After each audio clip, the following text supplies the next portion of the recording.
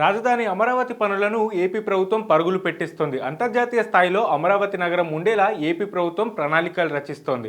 ఇందులో భాగంగా ముఖ్యమంత్రి నారా చంద్రబాబు నాయుడు అధ్యక్షతన సిఆర్డీఏ సమావేశం నిర్వహించారు. ఈ సమావేశంలో అమరావతిలో 24,276 కోట్లతో పనులు చేపట్టేందుకు ఆమోదం లభించింది. హైకోర్టు, అసెంబ్లీ, ఐకానిక్ టవర్ల వంటి నిర్మాణాల కోసం మొత్తం ఖర్చు చేయనున్నారు. ఈ విషయాన్ని ఏపీ మంత్రి నారాయణ వెల్లడించారు. ఏపీ ప్రభుత్వం రాజధాని అమరావతి నిర్మాణానికి తొలి ప్రాధాన్యం ఇస్తున్న సంగతి తెలిసిందే. పోలవరం ప్రాజెక్టుకు రాజధాని అమరావతి నిర్మాణాలు టీడీపీ కూటమి సర్కార్ అత్యధిక ప్రాధాన్యం ఇస్తోంది. ఈ క్రమంలో రాజధాని అమరావతికి ఓ రూపును తీసుకొచ్చేందుకు వేగంగా అడుగులు పడుతున్నాయి. ఇప్పటికే అమరావతిలో చేపట్టవలసిన అనేక పనులకు ప్రభుత్వం ఆమోదం తెలిపింది. తాజాగా సిఆర్డీఏ మరోసారి సమావేశమైంది. తాజా సమావేశంలో కొత్తగా 24,276 కోట్ల పనులు సిఆర్డీఏ ఆమోదం తెలిపింది. ఈ విషయాన్ని ఏపీ మున్సిపల్ శాఖ మంత్రి పొంగూరు నారాయణ వెల్లడించారు. ఇప్పటి వరకు అమరావతిలో 45,249 కోట్లకు సిఆర్డీఏ ఆమోదం లభించిందని మంత్రి చెప్పుకొచ్చారు.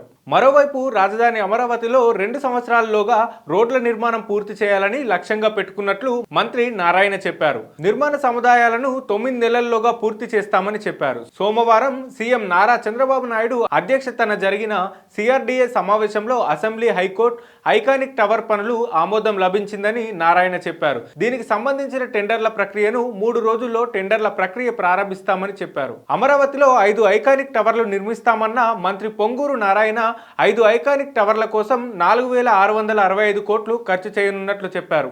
అలాగే ఏపీ హైకోర్టు నిర్మాణానికి 1,048 కోట్లు, అసెంబ్లీ భవనానికి 768 కోట్లు ఖర్చు చేసేందుకు సిఆర్డీఏ ఆమోదం తెలిపిందని వివరించారు.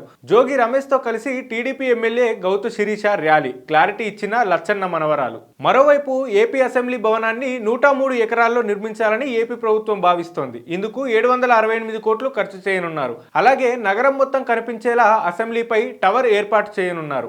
అసెంబ్లీ సమావేశాల రోజుల్లో మినహా మిగతా రోజుల్లో అసెంబ్లీ టవర్ను చూడడానికి సందర్శకులకు అనుమతిస్తున్నారు.